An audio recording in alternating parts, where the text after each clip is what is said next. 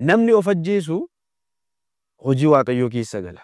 Namoonni tokko yeroo tokkotti waan baay'eetu nama mudata. Namni biyya lafaa kanatti rakkatee gaafa bitaatti galu nan boqodhaa jedhee of ajjeesa. Asitti garuu biyya lafaatiin boqodhaa deedeel samii biratti garuu lubbuu isaan boqottu. Hubadhaa. Namni of ajjeese samii irratti lubbuu isaan boqottu gonkumaan boqottu jecha. Maaliif? Waaqayyo kan uume ati aangoo kamiin kan balleessitu? Waaqayyo guyyaa isaa eegeen fudhata. Guyyaa isaa eegee gara isaatti ni waama. Lubbuu keenya irratti nuti aangoo maalii qabna? Kan nu uume kan Waaqayyooti. Gaafa laallu nuti rifeensa keenyaaf, ija keenyaaf, baallee ija keenya irratti illee aangoo hin qabnu. Hundumtu kan Waaqayyooti. Hubadhaa. Bilisummaan nuufaa kennamu malee hunduu kan Waaqayyooti. Hubadhaa. Kanaafiyyuu kan Waaqayyo kenne irratti nuti aangoo maalii qabna? Biyya lafaa irratti waan boqonnu nutti fakkaata. Biyya lafaa gaafa gadhiisnu nan boqodha jennee asii waan deemnu fakkaata. Egaan maatii Waaqayyoo akkuma silas dubbadde YouTube Sanbeetuubii lammaffaan isaa banameera. Linkii isaa koomentii jalqabaa fi description boxii keessa siniin kaaha. Egaa achi seenuun YouTube isa lammaffaa kan akka subscribe gootan. Egaa achiin sirriitti barumsa asiin karaa Sanbeetuubii isa kanaan caalutu darba jechaadha. Ammas gadhiifamaa jira. Keessattuu kanaan dura kan jalqabne barumsa walitti fufinsaa leenjii garaagaraa kennaa ture. Keessattuu obboloota keenya biyya Arabaa jirtan wantoota garaagaraa kanaan dura baranne ni beektu achiin kennama. Kana malee gaaffiiwwan garaagaraa wanta achiin hin dabarre hin jiru jechaadha. Achiin faarfannaan hin darbu barumsa qofadha waan ta'eef jireenya keessan kan ittiin sirreeffattan kan ittiin nama taanu jechaadha. Waan guguddaa barsiisota guguddaadhaan tajaajiltoota guguddaadhaan darba waan ta'eef hundumti keessan seentanii akka subscribe gootan maqaa Waaqayyootiin isiniin gaafadha. Subscribe. Namni kan sin ajaa'ibu qormaata biyya lafaa kutaa 12 hojii dhabe jedhee qormaata dhabe jedhee kan of ajjeesuufaa jira. Abbaan koo natti dubbate jedhee, haati koo natti horiite jedhee, ollaan na jibbe jedhee, firri na jibbe jedhee kan of ajjeesuufaa baay'ata. Namaa jiraachuu jechaadha. Maatii Kiristoos waan akkanaaf irraa balleessaa. Ofii keessan dafqitanii, dafqa keessan coroorsitanii, hojjettanii fiddanii, gaafa hojii wayii jalqabdanii kassartan of ajjeestu. Anna ajaa'ibaan of ajjeesuu jechaadha. Waaqayyo kanan jaalatu akkamitti sammuu keessanitti kana fidu. Bor guyyaa biraatiif hojii isin hojjettan sun kan isin ittiin kassartan sun kan isin milkaa'uu dide sun akka isin hin banneef isin immoo dursitanii maaf of balleessitu. Kana hubachuu qabna jechaadha. Kanaaf of ajjeesuun cubbuu guddaadha. Of ajjeesuun Waaqayyo wajjin gargar ba'uudha. Of ajjeesuun jireenya Waaqayyo wajjin qabnu riqicha Waaqayyotti nu geessu cabsuu jechuudha. Hubadhaa. Kanaafiyyuu namni nama ta'ee Waaqayyo kan qabu Waaqayyoon qabatee kan jiraatu of ajjeesuu hin qabu. Maaliif bor guyyaa biraatii Waaqayyo naaf sirreessa jechuudha. Cimaa dhaabbadhaa jedhee malee laafina keenyaan Waaqayyoon akkasinaa gochuu didee akkasinaa ta'uu didee jechuun qabnu jechaadha. Ofii laafne Waaqayyoon ammaararuu hin qabnu jechaa namaati Kiristoos.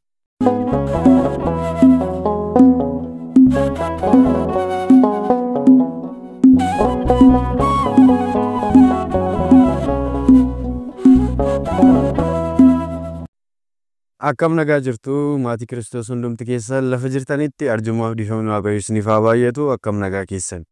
Galata Waaqayyo ani nagaa kootii kun Sanbeetuubiidha. Sanbeetuubii sagantaalee garaagaraa qopheessee kan isin biraan ga'uudha jechaadha. Egaa guyyaa har'aa kan ammoo mata duree isaa irraa akkuma argitanii egaa kaan keessa rifattanii dhufuu dandeessu. Wajjin ilaalla jechaadha. Hanga dhuma qophii keenyatti nu faana tura. Egaa guyyaa har'aa kana sagantaa kanarraa waan guddaa barattu waan ta'eef hanga dhumaatti akka ilaaltanii isiniin jedha. Hanga dhumaatti akka ilaaltan maqaa Waaqayyootiin isiniin gaafadha. Waan baay'ee irraa argattu jireenya keessaniif nageenya keessaniif waan baay'ee irraa hubattu jechaadha. Gabaabseen wajjin ilaalla jechaadha. Egaa itti aansuudhaan immoo Sanbeetuub official lakkoofsi lammaffaan YouTube'n banameera jechaadha. Egaa lakkoofsa lammaffaa Sanbeetuubii banneerra. Linkii isaa description boxii fi koomentii jalqabaa keessa isinii kaa koomentii keessa ilaala. Egaa achirratti sagantaan hedduun qophaa'eera. Kanaan dura asirratti jalqabnee kan addaan kun illee achirratti itti fufa jechaadha. Sababa tokkoon nan dhaabeen ture. Egaa erga takka waraabamee kan darbuudha. achirratti dhugaan siniin jedha sagantaa baay'ee darba jechaadha. Faarfannaan akka karaa sanbeetuu bi kana achiin hin darbu. Achiin barnoota qofaadha keessattuu immoo egaa yeroo darbe obboloota keenya biyya alaa jirtan keessattuu biyya Arabaa keessa jirtaniif illee waan baay'ee dabarseen ture ni yaadattu. Isa faana wal qabatee egaa rakkinoota achi jiran wantoota achi jiran ni beektu warroonni hordofaa turtanii inni akka guutummaan guutuutti achiin darba jechaadha. Achiin darba kana malee gaaffiiwwan garaagaraa waa'ee mana kiristaanaa keenyaan ilaallatu gaaffii shakkitoonni isin gaafatan barsiisonni garaagaraa kan itti deebisanidha. Hundumti keessaniyyuu egaa ammaa kaastanii seentanii linkii suniin seentanii subscribe gootanii barnoota achi jalatti gadhiifamee ammas barnoonni garaagaraa gadhiifameera barnoonni sadan tokko isas akka daawwattanii isiniin jedha maqaa waaqayyooti seenaa subscribe godha ammaa kaasaatii jechaadha. Sanbeetuu bi lammaffaa kana subscribe godha isiniin jedha. Egaan maatiiwwan waaqayyoo guyyaa har'aa kana egaa akkuma mata duree isaarraa argine akkuma dhuftanii isinis baga nagaan dhuftanii sanbeetuu bi isa kana subscribe godha namoonni haaraa taatanis akkasumas amantaa garaagaraa kan hordoftan obboloonni keenya yoo as keessa jirtu ta'e baga nagaan dhuftanii waaqayyoo isin haa eebbisu subscribe gochuun maatii taasisanii jira. Egaan maal seetanii of ajjeesuu kan jedhudha jechaadha mata dureen har'aa waaqayyo waa'ee du'aa gaafa laallu hundumti keeyyuu sodaattu waa'ee du'a ajjeesaa maali jedhamu jechaadha. Egaa waa'een du'aa kun akkamitti dhufe yoo jenne waan baay'ee keessa nu galcha jechaadha akka kiristaanummaatti olaal. Kana gaafa jennu duuti kan dhufe sababa dhala namaatiin jechaadha ni beektu seenaa Addaamii fi Hewaanii. Addaamii fi Hewaan abboommii waaqayyoo waan dhiisaniif waan gataniif duuti gara addunyaa kanaatti dhufeera jechaadha maatiiwwan waaqayyoo. Maal jedhe waaqayyoo Addaamiin gaafa uumee Eden ganna keessa jiraachisu firii kana yoo nyaatte ni duuta. Hubadhaa wantoota gannata kana keessa jiru hunda siif kenneera garuu muka kana ija muka kanaa yoo nyaatte ni duuta. Hamaa fi gaarii adda baastaa. Qullaa kee taataa jedheenira. Boofni immoo seetanni bofarra bulee Addaamii fi Hewaanin dogongorsee Addaamii fi Hewaan erga nyaatanii qullaa ta'anii duuti dhufe. Waaqayyo maalidha? Oo Addaam anta mareetoti gabbi usta mareet. Addaam biyyoo turtee gara biyyootti deebitaa dhe waaqa. Biyyoorraa uumamee gara biyyootti deebita. Duuti dhufee jechaadha laala. Duuti dhufee san booda nuti duune abaarramne gannata ari'amne. Ilmi waaqayyoo waaqa kan ta'e Kiristoos dubroo Maariyaam irraa waadaa akkuma nuuf gale waggaa 5,500 booda dubroo Maariyaam haadha keenya qulqulleetti irraa dhalatee anaaf isiniin fayyise. Duuti karaa Addaamii fi Hewaan dhufe qambarriin isaa cabee Kiristoos bilisa nu baase du'aa nu kaase jechaadha. Egaan murtoon waaqayyoo sun inni nutti murteessu sun amma ni jira jechaadha. Garuu nuti duunee nafnu jechaadha. Hubadhaa. Sababa Addaamii fi Hewaanin inni duune sun nurraa keeram. Nuti amma ni duuna. Duunee immoo achumaan hin hafnu hin kaana jechaadha. Kaanee dhufaatii lammaffaa Kiristoositti kaanee isa wajjin ni jiraanna jechaadha. Gammachuudhaan bara dhuma hin qabne isa ni jiraanna jechaadha. Isa jiraachuuf immoo warra maal gochuu qabna? Hojii gaarii hojjechuu qabna. Nama ta'uu qabna jechaadha. Nama nu taasisi jedha. Haruundan jedha. Nama kan ta'e nama waaqayyo jaalatu jechaadha. Nama waaqayyo jaalatu. Nama waaqayyo barbaadu yoo ta'ani mootummaa isaa ilaalla jechaadha. Har'a nuti nama dhagaruu nama waaqayyo barbaade ta'uu dadhabne jechaadha. Hubadhaa. Nama waaqayyo hawwe. Nama waaqayyo barbaadu. Nama waaqayyo uume isa jalqabaa akka barbaade akka hawwe sunitti jechaadha isa ta'uu dadhabne. Hubadhaa. Waaqayyo nu uume bilisummaa nuuf kenneera jechaadha. Akka barbaannetti akka barbaanne akka taanu nu taasiseera. Bilisummaa nuuf kenneera jechaadha. Isa waaqessuus dandeenya isa dhiisuus dandeenya. Yoo isa dhiisne immoo isa faana tokkummaan qabnu ibiddatti gatamna. Yoo isa waaqeffanne immoo isa faana jiraanna gammachuudhaan jechaadha. Bilisummaan jira jedhanii har'a addunyaan kun akka barbaaddetti maraachaa jirti ni beeka. Egaa waaqayyoof wanti dadhabamu hin jiru nuti Kiristoosin bilisa baane du'a karaa Addaamii fi Hewaan nutti dhufeerraa bilisa baane. Egaa yeroo ammaa kana immoo jechaadha nuti jireenya keenya keessatti jireenya keenya faana wal qabsiisnee wantoota haasofnu jira. Namoonni tokko of ajjeesuu gaafa jedhamu kana namni du'a hin oolu hundumti keenya jiraannee ni duuna miti du'a jenna biyya lafaa kanarraa deemna malee boqonnaa jechuudha du'a. Du'a jechuun karaa biraan boqonnaadha. Biyya lafaa kanarraa boqonne deemne jecha yeroon biyya lafaa turre yeroon biyya lafaatti egaa jireenyi biyya lafaa keenyaa kun nu gahee gara waaqayyoo yeroo deemudha jecha. Yeroo gara waaqayyoo deemnu immoo hojii isa biyya lafaatti hojjenne kana qabannee deemnaa jechaadha. Maatii Kiristoos sirriitti nu badhaasite. Namni tokko biyya lafaarraa gaafa du'u ofisaa ajjeesu, waaqayyo isa ajjeesu, biyya lafaa kanarraa gara samii gara waaqayyoo gaafa deemu hojii biyya lafaa kanarratti hojjete qabatee deema. Hubadhaa. Du'a jechuun boqonnaa jechuudha. Yeroon biyya lafaarra turru nu gaheeraa jechuudha. Haa ta'uuti gaafa nuti asii deemnu hojii keenya sun qabannee deemna. Hojii keenya keessaa gaarummaan jiraachuu danda'a, hammeenyi jiraachuu danda'a, cubbuudhaan jiraachuu. Garuu waaqayyo biratti kun wanta lamaan ilaalama jechaadha. Hubadhaa. Gaarummaa fi yarummaa yookaan immoo qulqullummaa fi cubbuudhaan jechaadha. Biyya lafaa kanarratti bara jireenya keenya guutuu cubbuu hojjechaa, nama boosisaa, hiyyeessa boosisaa, dhugaa awwaalaa, sobaan murteessaa, abboommisaa osoo hin eegin, kurnoo asraatii osoo hin kaffaliin, inni gaafa dhufaatisaa kan nu gaafatu seera isaa osoo hin eegin, beelahee beela na baaste, dheebottee dheebodhee dheebuu na baaste, godaanee daaree daara na baasteettaa, keessummaa ta'ee na bulchiteettaa, dhukkubsattee na gaafatteettaa, hidhamee na gaafatteettaa isa jedhu yoo nuti hin guunne ta'e cubbuu garagaraa hojjennee ajjeesnee balleessinee saamnee ejjinee akka barbaannetti jiraanna taana jirminya ishee asii nuti gammachuudha. Gaafa namni imimmaan isaa buusu nuti gammanne, gaafa namni namatti gufuu taanu sobaan itti murteessinee boolla isa buusu, gaafa boolla qonnee fi boolla sun itti isa darbannu bu'aa isarraa argannuun gammannee utaallee iyyinee gaafa inni ati yakkite sun imimmaan harcaasu ati ilkaan kee 32 mul'istee gammachuu guddaadhaan biyya lafaa kanarra gaafa jiraattu gaafa gara waaqayyoo deemtu immoo isuma kana fudhattee deemta jecha. Achittoo hojiin kee sun fuuldura waaqayyootti sitti mul'ata. Biyya lafaa kanarratti akkuma rakkisaa turte, akkuma gammaddee waaqarraanfattee utaalaa turte, gatii hojii kee kana immoo samii irratti waaqayyo sii kaffalaa, nuu kaffalaa jecha. Gaarummaa yoo hojjenne immoo daandii inni jedheera yoo deemne amantaa keenya yoo eegne namaaf gaarummaa yoo taane samii irrattis gaarummaa nu dhaqqaba. Waaqayyo gammachuudhaan nu simata. Ergamoonni waaqayyo ilillee faarfannaadhaan nu simatu jechaadha maatii Kiristoos. Kanaaf egaa duuti akkana. Egaa yeroo ammaa kana namni immoo karaa garagaraatiin du'aa jira. Sirriitti nu hubadhaa. Egaa namni of ajjeesu hojii waaqayyoo keessa gala. Namoonni tokko yeroo tokkotti waan baay'eetu nama mudata. Namni biyya lafaa kanatti rakkatee gaafa bitaatti galu nan boqodhaa jedhee of ajjeesa. Asitti garuu biyya lafaatiin boqodhaa deema. Samii biratti garuu lubbuu isaan boqottu. Hubadhaa. Namni of ajjeese samii irratti lubbuu isaan boqottu gonkumaa. Gonkumaan boqottu jecha. Maaliif? Waaqayyo kan uume ati aangoo kamiin kan balleessitu? Waaqayyo guyyaa isaa eegeen fudhata. Guyyaa isaa eegee gara isaatti ni waama. Lubbuu keenya irratti nuti aangoo maalii qabna? Kan nu uume kan waaqayyooti. Gaafa laallu nuti rifeensa keenyaaf, ija keenyaaf, baallee ija keenya irratti illee aangoo hin qabnu. Hundumtu kan waaqayyooti. Hubadhaa. Bilisummaan nuuf haa kennamu malee hunduu kan waaqayyooti. Hubadhaa. Kanaafiyyuu kan waaqayyo kenne irratti nuti aangoo maalii qabna? Biyya lafaa irratti waan boqannu nutti fakkaata. Biyya lafaa gaafa gadhiisnu nan boqodha jennee si waan deemnu fakkaata.